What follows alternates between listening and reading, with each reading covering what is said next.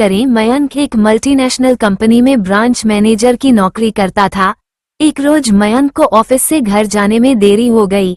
सर्दियों के मौसम में दिन का समय जल्दी बीतता है और शाम होते होते ठंडी भी हो जाती है। मयंक ऑफिस से घर जाने के लिए निकला। मयंक घर के रास्ते पर चला जा रहा था, तभी उसे आवाज सुनाई दी, यहीं रुक जाओ। आवाज सुनकर मयंक वहीं ठहर गया और पीछे मुड़कर चारों तरफ देखने लग गया, लेकिन चारों तरफ कोई नहीं दिखाई दिया। मयंक को फिर से वही आवाज सुनाई दी, सामने देखो। जैसे ही मयंक ने सामने की तरफ देखा तो जमीन पर कुछ चमकती हुई चीज दिखाई दी। मयंक उसके पास गया और देखा तो यह कोई साधारण चीज नहीं थी, बल्कि एक चमकता हुआ बेशकीमती हीरा था। मयंक ने चमकते हीरे को अपने हाथ में लिया। हीरे की चमक देखकर मयंक की खुशी का कोई ठिकाना ना रहा। मयंक इस बात से बिल्कुल अनजान था कि यह कोई साधारण नहीं बल्कि एक मायावी हीरा है। अचानक मायावी हीरा, भूतिया हीरा में से आवाज आई, मयंक तुम्हें और हीरे चाहिए तो इस जमीन को खोदो, यहाँ पर जमीन के नीचे बहुत सारे हीरे हैं। मयंक खुश हो गया और उसने खुशी खुशी मायावी हीरा को अपनी जेब में डाला और जमीन की खुदाई शुरू कर दी। लगभग 2 फीट खुदाई करने के बाद अचानक मयंक डर के मारे चिल्लाने लगा, जिसके कारण उसका संतुलन खो गया और मयंक जमीन पर गिर पड़ा, क्योंकि उस गड्ढे में से चमकते हीरे मोती नहीं बल्कि किसी इंसान का कटा सर था। तभी अचानक इंसान का कटा सिर कटा भूत हवा में उड़ने लगा और बोला, डरो मत, मैं तुम्हें कोई हानि नहीं पहुंचाऊंगा। मैं तुम्हें बहुत सारे चमकते बेशकीमती हीरे भी दूंगा। बस मेरी बात को ध्यान से सुनो, मैं जहां जाता हूं वहां मेरे पीछे पीछे चले। जिसके बाद सिर कटा भूत हवा में उड़ा और जंगल की ओर बढ़ने लगा। लगभग 1 किलोमीटर चलने के बाद सिर कटा भूत रुक गया और साथ में मयंक भी रुक गया। मयंक ने कहा, एक लोटा खून, पर मैं एक खून का लोटा कहाँ से लाऊंगा? इंसान का कटा सिर बोला, चलो मेरे साथ।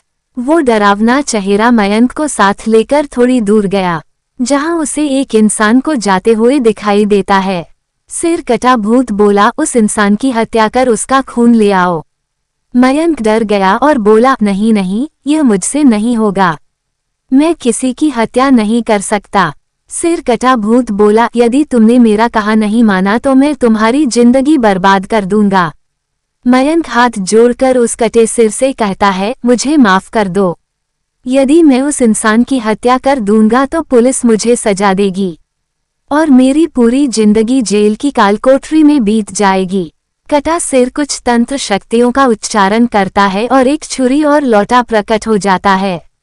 सिर कटा भूत गुस्से से बोला, यदि तुम मेरा कहा नहीं मानोगे तो मैं तुम्हारे साथ साथ तुम्हारे परिवार की भी मृत्यु कर दूंगा।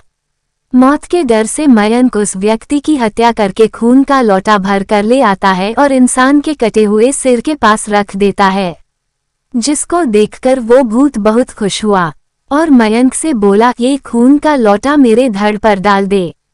उस सिर कटे भूत के कहे अनुसार मयंक ने खून से भरा लोटा उसके धड़ पर डाल देता है, जिसके पश्चात कटा हुआ सिर और कहा हुआ धड़ दोनों आपस में जुड़ जाते हैं, जिसको देखकर मयंक और भी बुरी तरह भयभीत हो गया।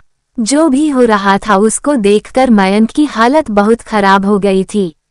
भूत को जिंदा होता देखकर मयंक भयभीत हो गया था। भूत जिंदा होकर जोर जोर से हंसने लगा और भयानक आवाज में जोर से बोला, मूर्ख इंसान, तुमने मुझे जिंदा करके बहुत बड़ी गलती कर दी। मुझे बहुत तेज भूख लगी है और अब मैं तुम्हारा मांस खाकर अपनी भूख शांत करूंगा। अब पूरे शहर का सर्वनाश होगा, यहाँ के हर इंसान को मैं खत्म कर दूंगा। बुरी तरह से भयभीत मयंक के मुंह से आवाज भी नहीं निकल रही थी, जिसके बाद मयंक वहां से तेजी से भागता है, लेकिन भूत ने छलांग लगाकर मयंक को वहीं गिरा दिया और बोला, भागता कहाँ है? अब भूख शांत करेगा, मैं तेरा मांस खाऊंगा। वो भूत जैसी मयंक को खाने को होता है, तुरंत उसका सिर उसके धड़ से अलग हो जाता है। मयंक कुछ समझ पाता उससे पहले मयंक को एक अघोरी बाबा दिखाई दिए। अघोरी बाबा ने कहा, बालक चिंतित मत हो, अब तुम उस सिर कटे भूत से सुरक्षित हो। जब तुम खून से भरा लोटा लेकर जा रहे थे, मैं तभी समझ गया था कि जरूर कुछ अनहोनी होने वाली है और मैं तुम्हारे पीछे पीछे आ गया। मैंने अपनी मंत्र शक्ति से उस सिरकटे भूत को मार दिया है। अब तुम निश्चिंत होकर अपने घर जाओ। आज भी मयंक को जब रात का खौफनाक मंजर याद आता है तो मयंक बहुत बुरी तरह डर जाता है।